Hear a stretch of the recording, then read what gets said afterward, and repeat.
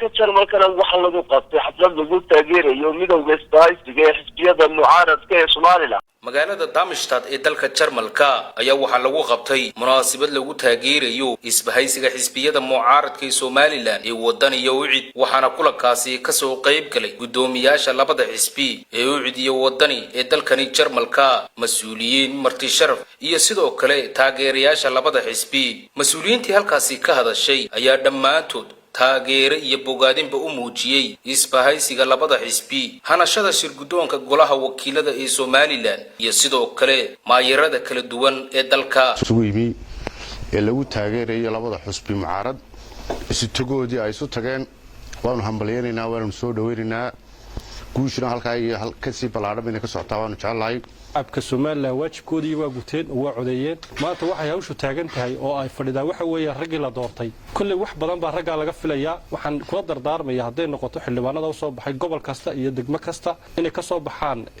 waajibaadka laga sugayo iyo filashada laga sugayo waxaan mar labaad iyo mar saddexaad bogaadinayaa xukuumadda iyo labada xisbi mucaarad iyo guddiga doorashooyinka oo inoo qabtay doorashada xukuumadda aqbashay oo arkaysay inay dhan kasto ay tahay la shaqeynayaan dadkii soo baxay dhammaan doorashadii oo aynu wada aqbalay inoo soo baxday waxa Ilaahay mahadiya in horumar fiican halka inooga soo baxay oo inaguna sideen u wada fadhino quruxdeeda ka aragtaan inaan mid keen ku jirino de waxaad arkaysaaba inay ay shaqo wanaagsan inoo dhacday ummadii oo dhamina ay hadal hayso imka hadda website-da caalamiga gasho kay doonto ha noqoto meel kasta headline-ka waxa saaran doorashadii Soomaaliland waxa inoo soo baxay dhalinyaro reer ahaan ku soo bixin waxa inoo soo baxay dhalinyaro aad u sharaf badan oo in wax badan ka sugeynay inay wax badan inoo qabtaan dhalinyaradaas maynu heleen hadii aan doorasho fiican inoo dhicin iyagana umaynaan hambalyeyneen hadii aan doorashada ciidinoo qaban kulli waxa maanta kule madaxweynaha iyo xisbiyada iyo gudidii loo xil saaray ee doorashada qabatay inaguna maanta halkan waxaynu u joognay inaan iyagii hambalyeyno la shaqeyno ummaddu wax badan bay sugaysay laakiin hadda waxa la hayaa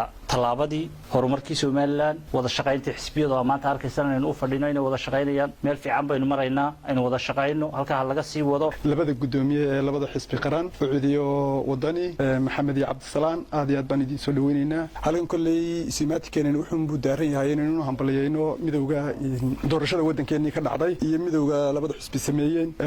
taasna waxaan leenahay waa guul aynu gaadhnay iyo dalkeena iyo bisayl siyaasadeed gaadhay sida runtii iyo doorashadii si wanaagsan inoogu dhacday oo aanay deeradii ku hirdiin taad baan u soo dhaweynaa sida runtii haddaan nahay reer Darmstadt waxaan hambalyeynaa doorashadii Soomaaliland ka dhacday ee quruxda badneed ee sharafta lahayd waxa kale oo iyaguna halkaasi ka hadlay gudoomiyaasha labada xisbi ee wicid iyo waddani ee dalkani Jarmalka Cabdisalaam Sheekh Maxamed iyo Maxamed Deeq Ciise waxaana hadaladoodii kamid ahaa waxaanu bogaadinaynaa oo shirkeena ku saabsan yahay inaanu bogaadino isbahaysiga labada xisbi qaran ee mucaaradka ah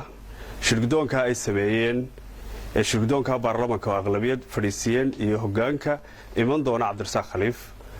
oo gudoomiye u yahay dhamaantii wada salaamayna waxaan leenahay salaam baan u direynaa waxaan leenahay shirgudoonka hambaliyo waxa kale oo aanu hambaliyo meyn u direynaa marka laga yimaado xisbiyada golayaasha deegaanka caasimada dalka iyo 6 gobol iyo degmooyinka kale ee BSC bale ee xisbiyada mucaaradku isafgarda ka sameeyeen bulshada Soomaaliland waxay gaadhay guul taariikhi ah waxa la rajaynayaa inay yimaadaan talaabadii la sameeyo xildhibaanadaas ay sameeyaan talaabadii horumarka iyo dimuqraadiyadda talaabo adduunyada iyo Afrika inaga dayan doonto talaabo nabdoon oo doorasho xigto oo golayaasha guurtida iyo madaxtooyada oo la filayo dhawaan inay qabsoomaan aynu guul taariikhi ka soo hoyno adduunyadana u noqono Afrika hadaynu ku nool geeskeedii horumar iyo anagoo labadii xisbi halka waxa sugnay maanta dhammaan tayo si macnihii u taageerno ama aan macnihii uga qayb qaadano labada xisbi sidii u midoobeen inaanu ku taageerno halka dhammaan tayo sugnimi waana noo farxad shacabweynaha reer Soomaaliland waxaan leeyahay guul ayaa ka soo hoyeysay doorashooyinkii Jamhuuriyadda Soomaaliland waana maalin kale oo qiimo leh oo taariikhda Soomaaliland u gashay gobolada kalena waxaan farayaa sida quruxda badan ee Hargeysa la isu doortay inaad u doorataan ee bilaa qabyaalad ahayd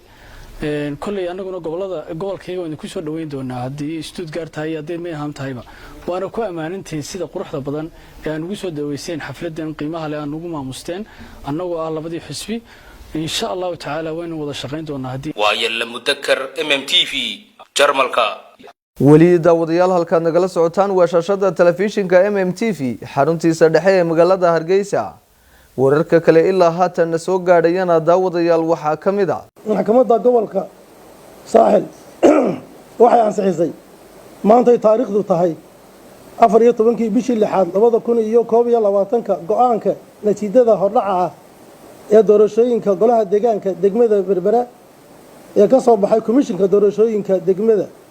Berbera ee ku taariikhaysnaa 4 bishii